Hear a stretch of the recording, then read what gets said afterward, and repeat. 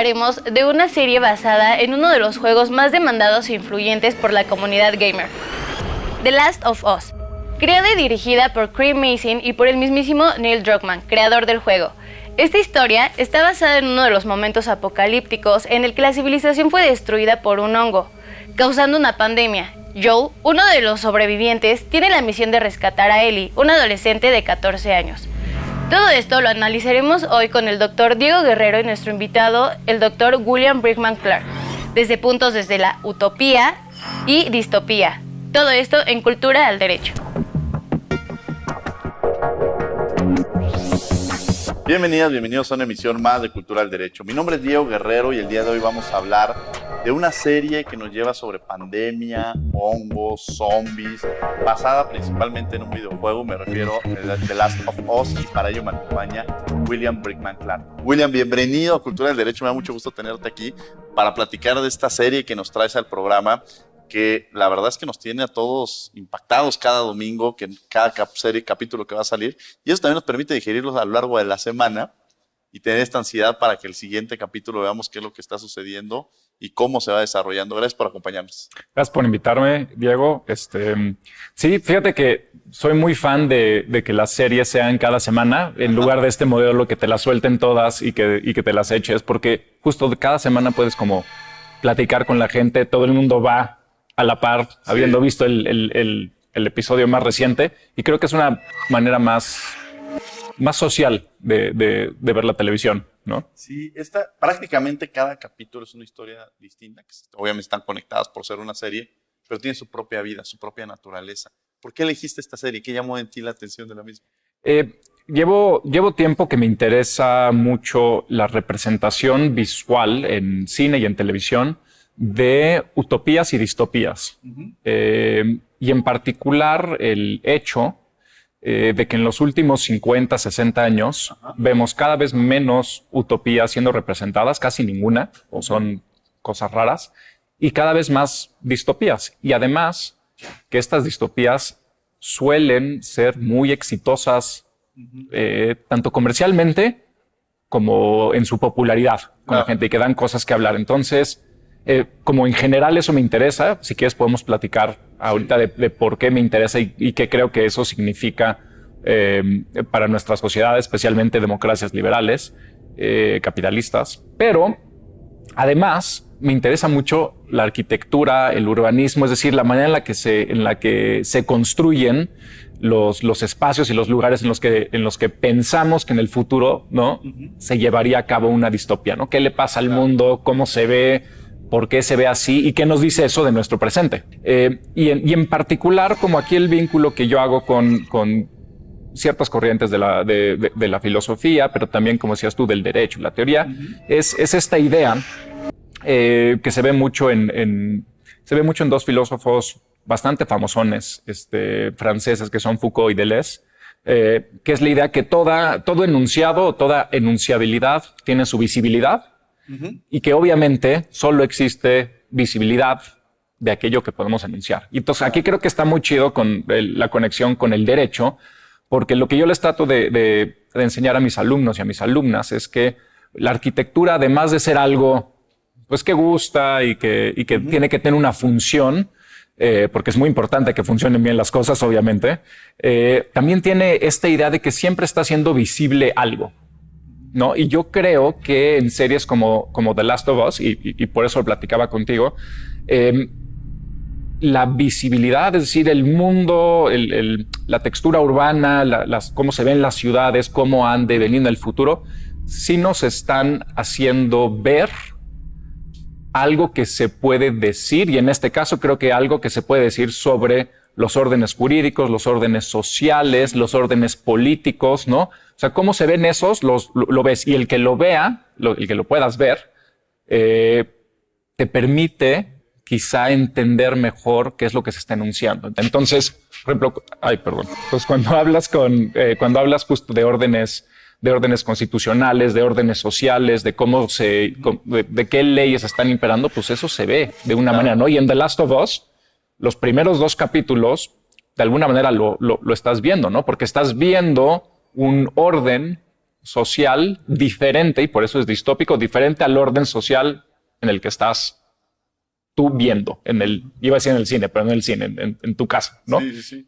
Sí, en este orden que mencionas, que efectivamente te da una posibilidad de entender si hay un caos, si las condiciones están bien. No necesariamente podría estar en una dictadura en donde todo podría estar muy ordenadito y no quiere decir que sea una sociedad que cumple con las necesidades o con los principios que se deben requerir en un sistema democrático de derecho.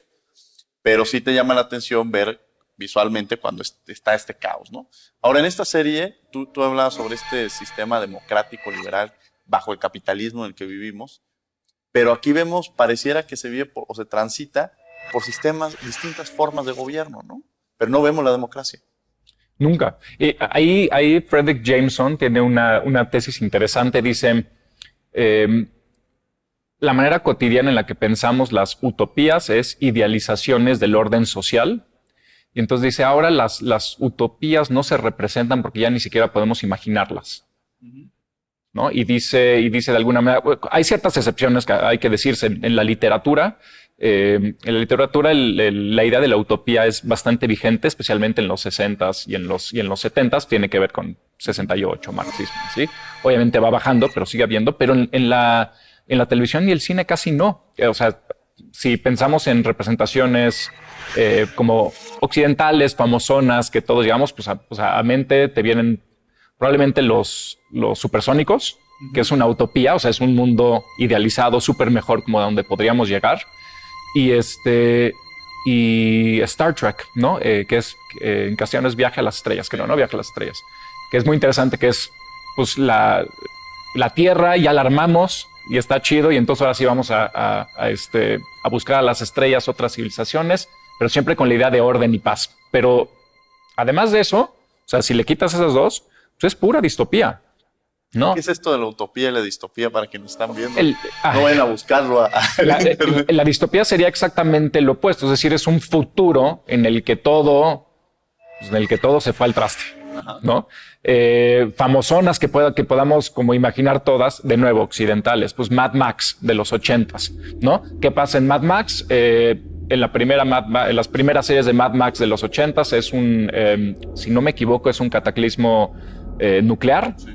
Guerra Fría, tenían miedo de eso, y entonces la sociedad que ves es una sociedad en la cual después de la guerra nuclear, pues a ver qué hay, ¿no? Es lo que ves. Y obviamente, como tú decías, caos, anarquía, situaciones pseudo-fascistoides sí. o la ley del más fuerte, ¿no? Y en tiempos recientes, pues famosas que platicábamos, por ejemplo, Juegos del Hambre, claro. También es así, Divergente también es así, pero lo que tienen en común es que algo pasó en el presente y entonces el futuro pues no puede ser igual porque algo pasó. Claro.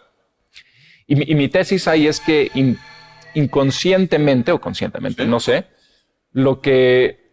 el mensaje que te da una película, porque es una película popular, entonces si fueras a pensarla como una fábula, pues como que la moraleja que te daría es no le muevas, ¿no? Es tú que estás viendo la película, puede ser que pienses que tu sistema actual tiene muchas fallas, puedes pensar que hay una redistribución de la riqueza que es inequitativa, puedes pensar que no hay los niveles de justicia que quisieras que haya, que hay mucha impunidad, etcétera, etcétera, pero si le mueves, o sea, si le empujas a que haya un cataclismo, claro. Que sea, lo que viene es peor. Claro, sí, esta parte de, se me ocurre incluso, no le busques, o como en la caverna de Platón, ¿no? De pronto no le está llegando, o sea, no salgas porque quién sabe qué hay allá afuera, ¿no? Vamos a tener que ir a un corte, no se vayan, estamos en Cultura al Derecho.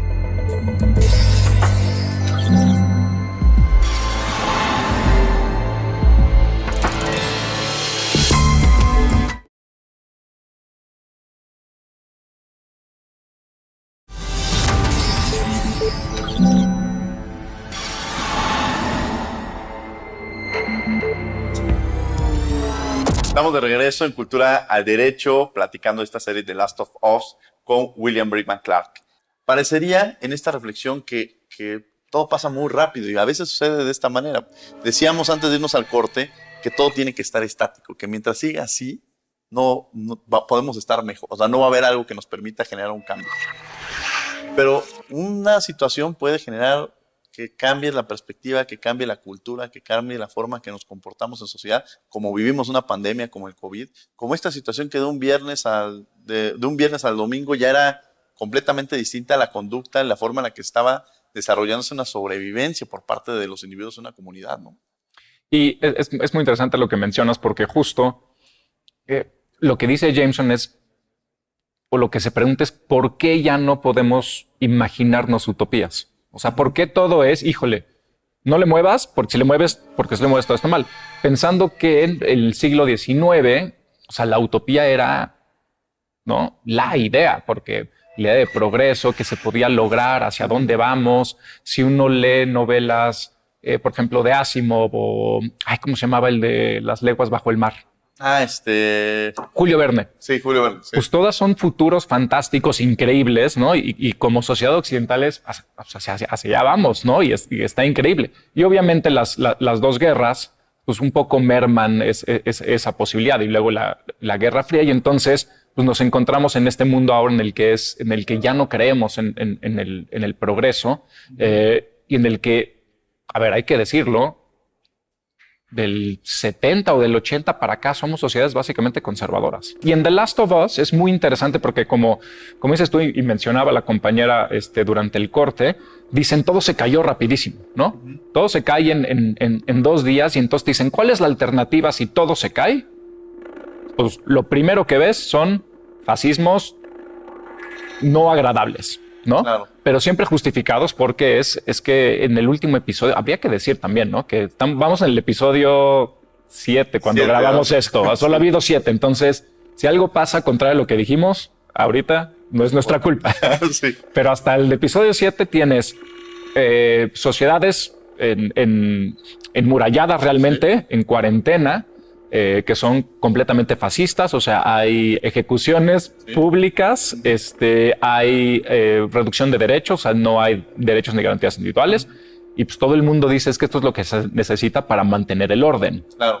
Y luego vemos este otro caso en el episodio 6 en el cual encontramos comunas, valga la redundancia, comunistas. Y entonces pensarías que ahí sí está chido y que es algo que querríamos, pero es muy interesante para mí, por lo menos. Obviamente tienen mucho cuidado en que se vea todavía amurallado.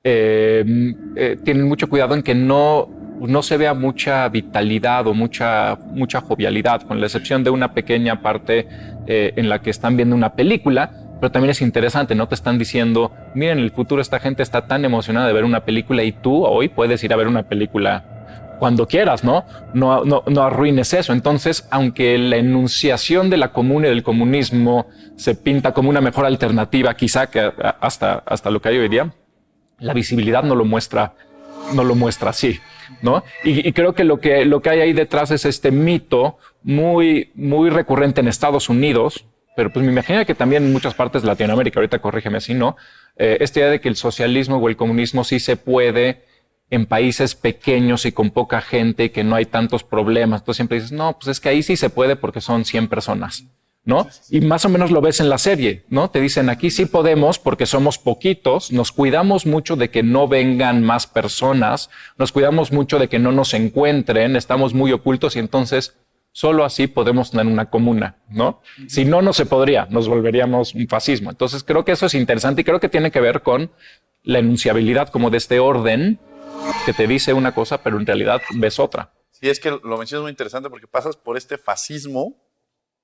En otro capítulo es esta figura de vivir solo, donde no hay nadie, donde te proteges de que nadie se acerque contigo, y que es un capítulo también que juega un poco con las emociones, con esta pareja que al final dice, ya no tengo razón de vivir porque yo individualmente ya soy lo que es compartir con otra persona, y ya estoy haciendo un spoiler, pero esta parte de... Y por el otro lado, en el siguiente capítulo te muestra todo el comunismo. Entonces, pues ninguno es como este estado ideal perfecto, como esta varita mágica que te va a solucionar, y que pasó mucho eso en América Latina. Parecía que si llegara la democracia, era esta varita mágica que nos iba a solucionar todos los problemas.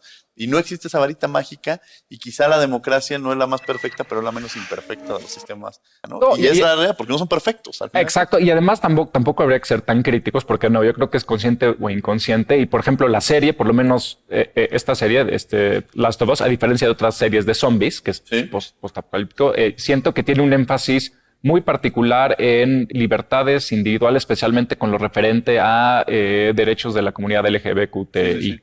¿No? Entonces, por ejemplo, ahí creo que sí es un mensaje implícito importante de estos en democracias liberales hemos logrado estos derechos. Claro. Y fíjate lo que pasa cuando se cae ese orden, que en el caso que decías, o me tengo que ir a vivir aislado de la sociedad para poder desarrollar mi identidad sexual libremente, o tengo que más o menos esconderme porque en el mundo fascista, digo, no lo dicen explícitamente, pero más o menos estás sospechando que quizá no es algo que sería muy kosher, ¿no? La claro. Libertad sexual. Entonces también hay esa parte en la que te están diciendo no le muevas porque también hay cosas que hemos logrado que en estos otros regímenes quizá no. Un poco mentirosamente, ¿no? Porque esos derechos sí han existido en algunos de estos regímenes alternos. Pero esta figura también que voy a platicar contigo después del corte, sobre quizá este materialismo, estas compras innecesarias cuando está en este centro comercial y se enfrenta a una tienda de Victoria's Secret y esto lo ocupaban. Pero vamos a hablar de este tema. Es muy bueno, sí. Después del corte. No se vayan, están en Cultura del Derecho.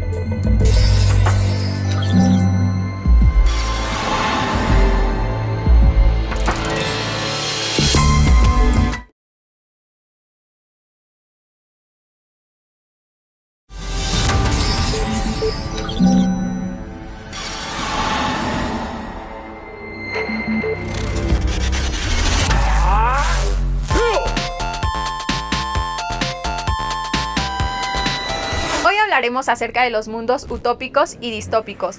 Los términos ficción utópica y ficción distópica sirven para designar a dos géneros literarios donde se exploran diversas estructuras políticas y sociales.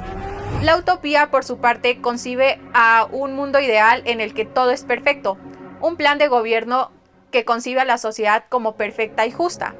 Hay diversos tipos de utopías, sin embargo, todas tienen ese objetivo ideal que es alcanzar la perfección. Hay utopías sociales, políticas, religiosas, económicas, entre muchas otras. Un claro ejemplo de utopía en la antigüedad clásica es la República de Platón, en la que él concibe a este mundo ideal y su estructura política. Por otra parte, la distopía concibe a una sociedad que pretende alcanzar la felicidad y que oprime sistemáticamente a sus individuos. También se conoce como utopía negativa, ya que abarca muchos defectos y muchas problemáticas dentro de la misma sociedad para sus individuos. Ambas, utopía y distopía, son muy comunes dentro de la ciencia ficción y dentro de la ficción especulativa en literatura. ¿Y tú conoces de alguna película, serie, música o pintura que hable de estas dos ficciones? Haznoslo saber a través de nuestras redes sociales.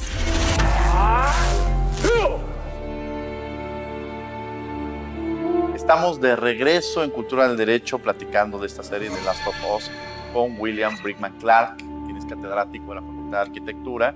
Y bueno, ya hemos tocado diversos puntos relacionados con la misma. Y antes de irnos al corte, pues en el capítulo 6, Ellie es un poco conocer su historia, que también eso nos permite profundizar y conocer el contexto de cada uno de los personajes. Pero hay una parte en la cual ella llega a un centro comercial, ¿no? Y esta imagen donde ella se queda parada frente a esta tienda de Victoria's Secret. Y en esto ¿y cómo lo ponía? No será muy incómodo ponérselo, pero se queda en su imagen pues no me desagrada, ¿no? Es parte de esta figura, de esta visión que se tiene. Platícame de esta escena que es muy interesante. Fíjate, ahí voy a echar mano de, y ahora sí, promoción descarada. Ajá. Un colega, un filósofo mexicano que se llama Ángel Álvarez, tiene un libro que acaba de salir el año pasado, que se llama Filosofía de la Apariencia Física. Cómprenlo, está en Herder. Y él habla de una cosa muy importante y creo que lo podemos ver en esta escena. El mundo que te muestra el centro comercial en una línea de diálogo, dice, es muy interesante qué tipo de tiendas fueron saqueadas y qué tipo de tiendas no fueron saqueadas. Entonces dice, obviamente todas las tiendas que tenían que ver con artículos de supervivencia, artículos de necesidad, fueron saqueadas y las otras no. Pero Ellie, como dices tú, llega a la tienda de Victoria's Secret y hay algo que la fascina, ¿no? Al ver la lencería en el escaparate. Y Les platiqué del libro de este compañero porque una de las tesis más importantes, él se dedica a la cosmética, que es la filosofía de la apariencia física. Y una de las cosas más importantes que menciona en el libro es que tenemos que dejar de pensar en la construcción de la apariencia física dentro de la cual está la moda, pero también tatuajes, retórica, o sea, absolutamente todo lo que tiene que ver con cómo aparecemos ante los demás. Tenemos que dejar de pensarlo como algo secundario. Y una de sus tesis, y no puedo platicarlas todas porque qué flojera, ¿no? Pero una de sus tesis justamente es que no es secundario, sino que es algo primario en la medida en que eso es ser humano. O sea, no hay como una naturaleza del ser humano como pura y luego nos vestimos, sino que el ser humano es ser humano porque se viste. Por supuesto que hay un momento de supervivencia en el que pues, si te mueres no te puedes vestir, Claro. ¿no? Pero una vez ya estando en una situación en la que puedes volver a ser humano, la lencería o la ropa o los lentes o cualquier expresión que ayude a construirte como individuo singular se vuelve otra vez no solo importante, sino vital, ¿no? O sea, es parte de tu vital. Y esa escena yo creo que lo muestra maravilloso. Y entonces, una vez más, por supuesto que tú y yo podemos pasarnos meses debatiendo sobre todas las fallas de las democracias liberales capitalistas, pero creo que en ese punto sí es muy importante porque sí quizás son los regímenes que más han permitido el desarrollo de la identidad, ¿no? Claro. Y entonces tienes leyes, como tú dices, que las leyes lo dicen exactamente, pero esas leyes se ven o sea, realmente cuando los ves es como en momentos como esta escena, ¿no? Sí. Ahí adquieren visibilidad. Y libre desarrollo de la personalidad, hablar de derechos humanos, nos lleva en los estados democráticos, en estado de derecho, en un sistema democrático. No podemos hablar de derechos humanos en un estado donde no puedes ejercer tus derechos humanos, en un estado donde no exista la democracia, ¿no? Y porque más es facilísimo, bueno, no es facilísimo, me van a matar, ¿verdad? Pero digamos, es fácil enunciar libertad, como libre desarrollo de la... Libre desarrollo de la personalidad. Libre desarrollo de la personalidad, ¿no? Suena muy bonito. Y está muy bonito, ¿no? Sí. Me van a cancelar. Suena muy bonito, está muy bonito, pero entonces mi pregunta siempre es ¿cómo se ve eso?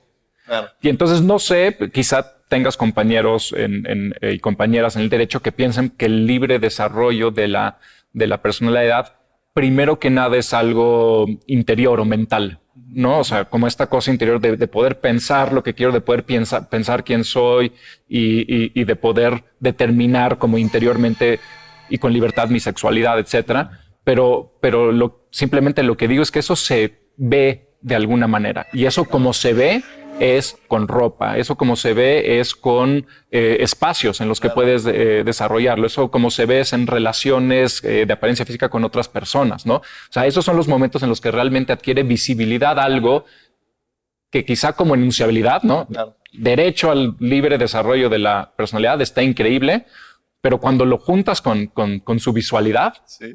Adquiere más potencia, ¿no? Y hay una síntesis ahí muy bonita que se puede resumir en esto, ¿no? En cómo se ven esas cosas que quizá desde el derecho se enuncian, claro. Tiene una manera de verse. Y la idea sería que esa manera de verse fuera cada vez más democrática, es decir, que cada vez más personas tuvieran acceso a poder determinar cómo se ven, claro. esas cosas en su persona y en sus espacios. William, muchas gracias por haber estado con nosotros. Muchísimas gracias por vamos a tener invitar. más espacios, más proyectos. Sí, nos faltaron más zombies. Sí, nos faltaron más. Muchas gracias por haber estado con nosotros.